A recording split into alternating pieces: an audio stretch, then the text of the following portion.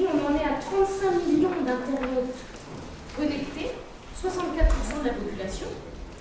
Donc on voit que là où certaines personnes parlaient encore d'un épiphénomène, d'une mode, la mode a fait long feu et on est bien aujourd'hui dans un outil qui a pleinement trouvé sa place dans les habitudes quotidiennes des Français.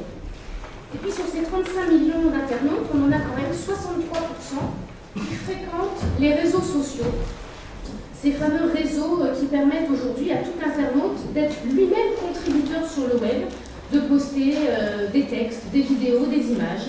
Et c'est bien le sujet qui va nous animer aujourd'hui. Alors ce que je vous propose, c'est de comprendre comment on peut allier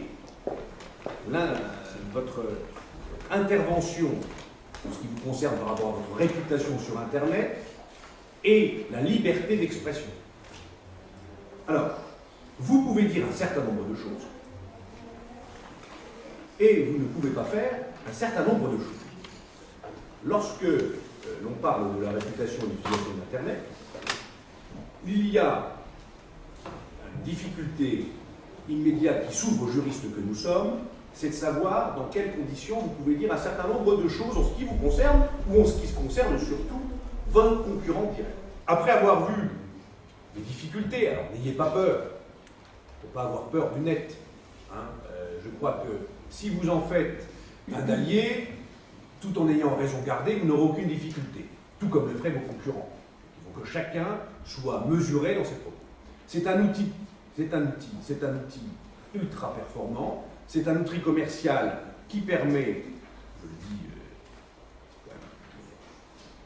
objectif, de développer votre économie dans les meilleures conditions, et lorsque vous créez un site Internet.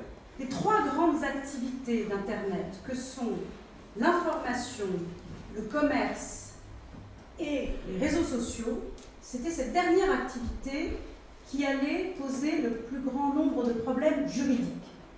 C'est pour ça que j'ai choisi de me concentrer pendant cette courte intervention avec vous, plus particulièrement sur les réseaux sociaux, et plus particulièrement sur un domaine qui m'est cher, quasiment exclusif, qui est le droit du travail, puisqu'on a maintenant de plus en plus souvent affaire à ce que j'ai appelé la génération sur le slide SMS, Facebook, télé-réalité, toutes ces personnes qui de plus en plus, nous en faisons partie, se créent une identité virtuelle, spectaculaire, immédiate, très rapide, et qui ne vivent pas cachés, comme disait Voltaire. C'est un mouvement de fond. Oui, les réseaux sociaux, on en parle, ça va monter, ça va disparaître. C'est comme Internet. Aujourd'hui, il y a peut-être une grande montée en puissance, un thème qui est particulièrement d'actualité. Ça va monter, ça va redescendre un petit peu, mais ça va désormais faire partie du quotidien de chacun, que ce soit dans la sphère professionnelle ou dans la sphère personnelle.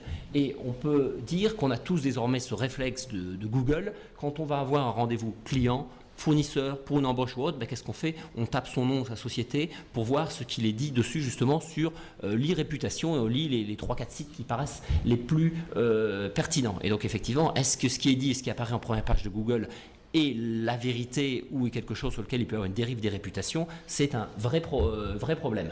Et effectivement, faire que les réseaux sociaux génèrent du lien, mais que ce lien soit fort et durable. Donc effectivement, c'est là où on voit qu'il faut bien construire son identité numérique. Personal branding ou e-réputation, les noms changent un petit peu, mais la même chose, c'est l'image que l'on a sur le net, sur le web.